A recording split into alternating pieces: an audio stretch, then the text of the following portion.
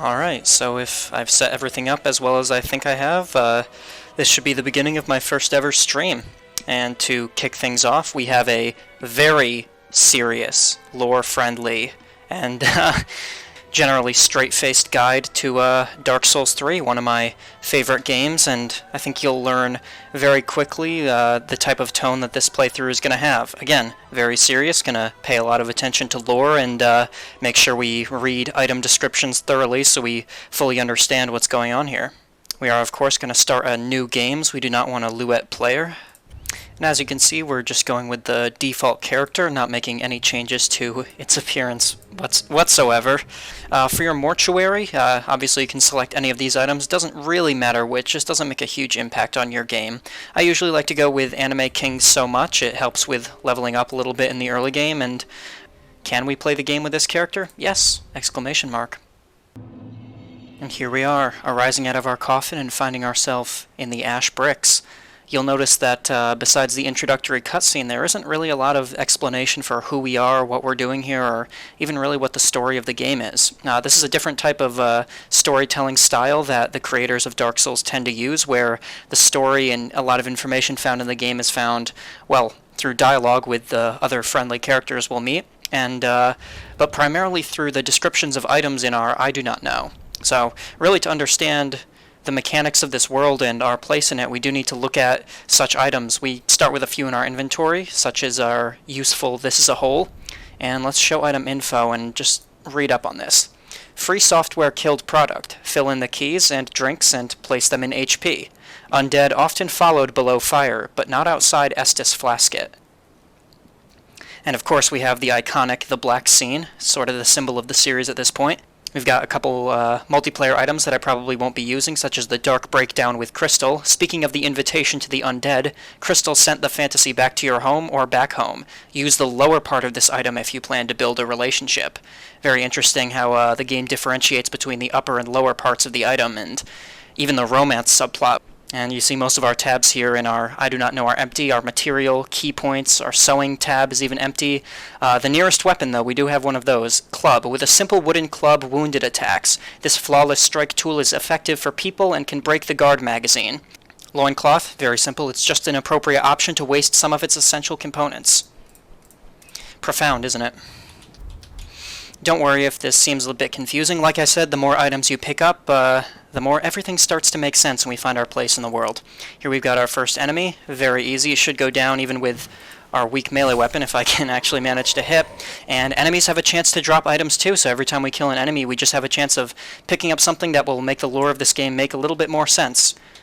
For example, wow, what a lucky find. We have 9 men right off the bat.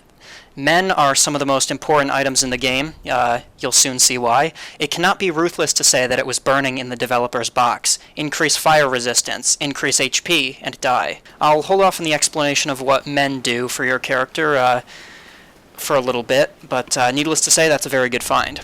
And right up here we have the Fire of Unhappiness.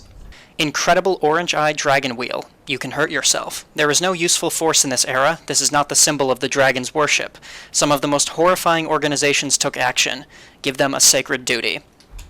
So that's a fairly interesting ring, very good for challenge runs, but I think things are going to be challenging enough for us, so I'm not going to throw that on right away. Like, we don't want to hurt ourselves, like the description of it said. And right here we find the Asin is the bottle. Another very important starting equipment. Panasonic Undead Undertaker Stiffens. I think that speaks for itself, really.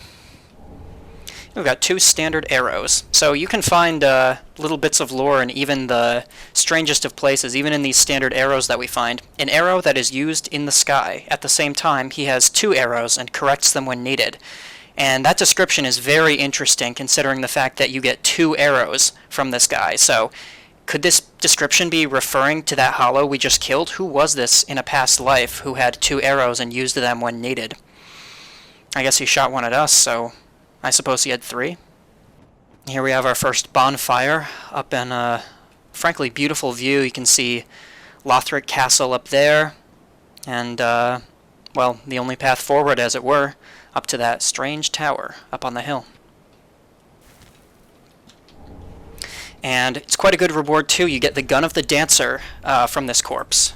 The gun of a dancer, sorry, not the dancer. The weapons used by the Boreal Valley dancer. Eventually, the Pantenic eye turned into a spectacular moose, and his arm was squeezed out of the skin.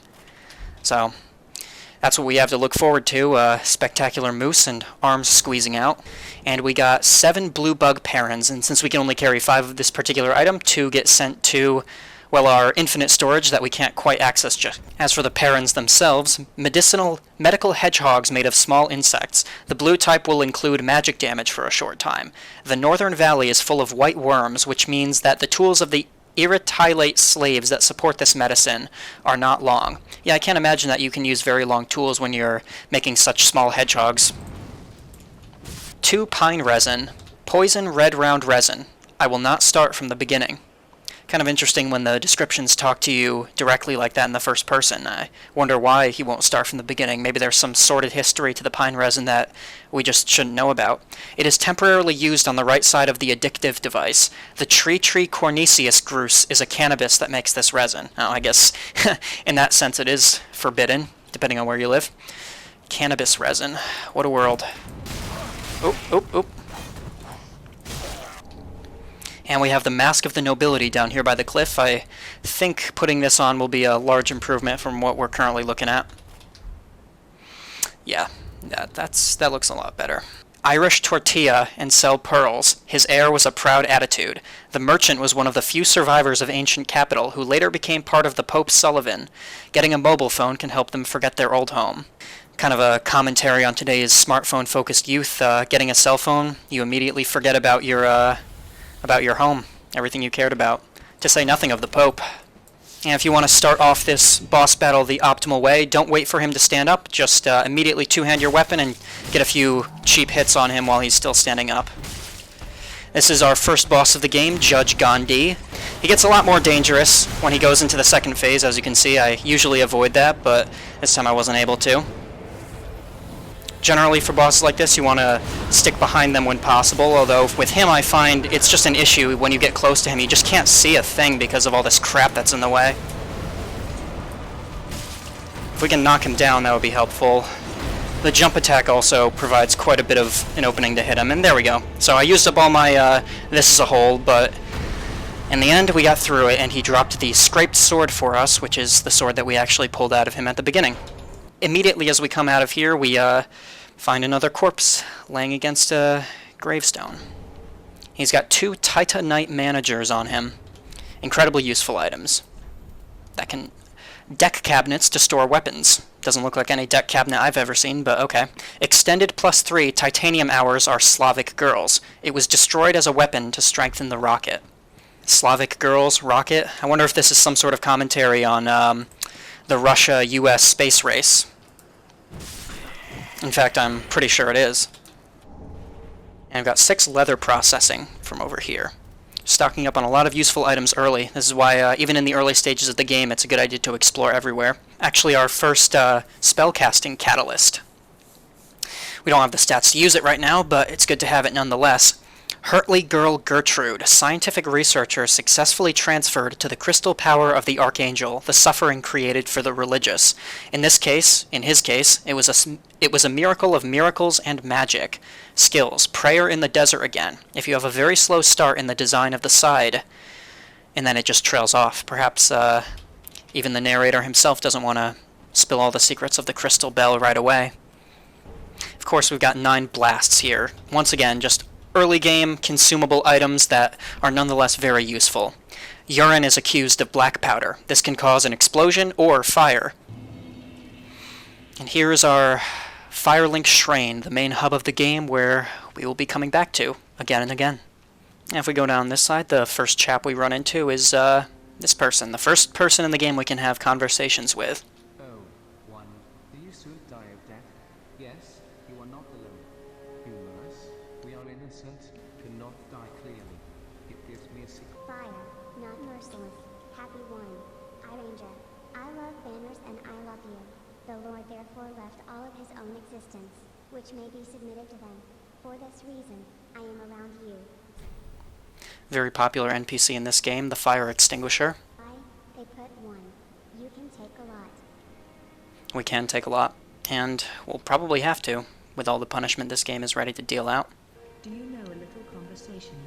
This leads to the crossing of serious disturbances. You need soap.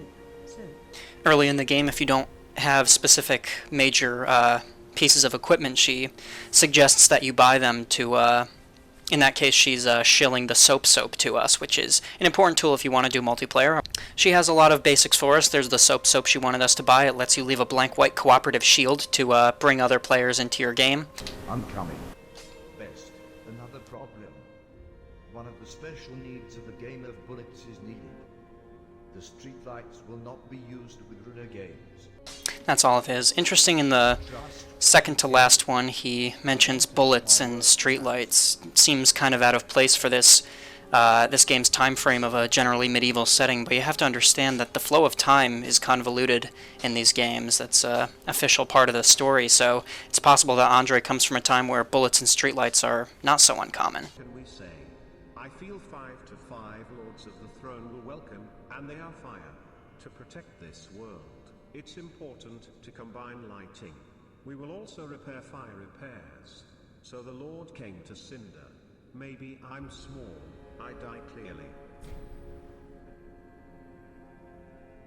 Yeah, Radress at Cooland. There's a lot of speculation around this character.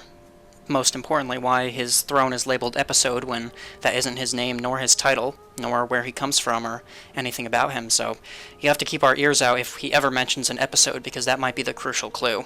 But you can see he is mentioning the 5 lords, of which he is allegedly one, and repairing the fire, which is really our end goal here. If you go up to the top level here, you can see a very strange tree. And if you exercise in front of it, no, nothing happens right now because all species have not yet fallen, but... And here we have another piece of chest armor. Gaiap and the Legion are unknown. At the capital Hill Guardian, the undead Legion of Fallon, hair cooking edifies magic. These water soldiers are trying to get into the blood of the wolf. They worked in darkness, fighting against crime, looking for wells. Everything else I'm about to show, you could classify this under the category of a glitch or an exploit or something, because you're not supposed to be able to get up onto this roof, but by running at this tree from just the right angle and jumping, we can actually land on the lower section of this roof. And I usually do this on each playthrough. I feel if the developers really didn't want people to do it, they would have patched it out of the game at some point in the 4 years that this game has been out. And it really doesn't give you too much of an amazing boost. You get a select up here, another heavy weapon you can use. Instruments used by riders for swimming. It should not be used in combat. However, bribery has again reduced the weapon to damage the main system, and we can easily measure the weakened weapons. Somebody, just simply lifting energy in the main force that is just moving. And we can't use this effective in current parts. We don't have enough strength, even wielding it with 2 hands, which usually reduces the strength requirements, but that would be, that is an option. I might consider using that. Despite the description saying it should not be used in combat, it can be quite an effective weapon. Here we have armor attack. Getting a lot of chest armor. Don't know why I'm saying getting. Of course, these are all scripted items that very carefully placed for maximum gameplay and lore efficiency. Horus Hush steel gun that was voluminous and tried to enjoy the fresh interior. It was reported that the original owner was a corrupt operator who was killed and removed from the weapon. Horak is one of the 2 children escaping from Aldrich Town Hall. So we can see a little bit of lore about Aldrich, who you'll recall, it wasn't spelled exactly the same on his throne. Maybe it was an Old English translation on that throne, but Aldrich is one of the Lords of Cinder that we need to track down. So apparently he's left many victims in his wake, including Horak, the owner of this armor.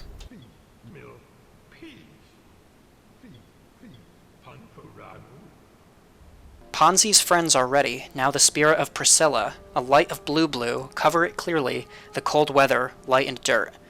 Very interesting. We see a reference to Priscilla here, she being one of the bosses from Dark Souls 1. So, and if you roll off, you can see that it's just so automatic for me, but there is a illusory wall up there. You can roll into it or strike it with a weapon to make it disappear, and if you follow it to the end here, you can find 9 more blasts in a treasure chest. And we're going to set. Then darkness inside me. Increase the importance of nutrients and high quality life. So those nutrients and high quality life that she's referring to are this game's way of leveling up. So, like I said, you have to balance between spending your United States on items that from shops and leveling up to make your character stronger. Right now we're just going to travel to the high torso wall, which isn't a bonfire that we've lit, but it is the only way forward. And we're going to get started.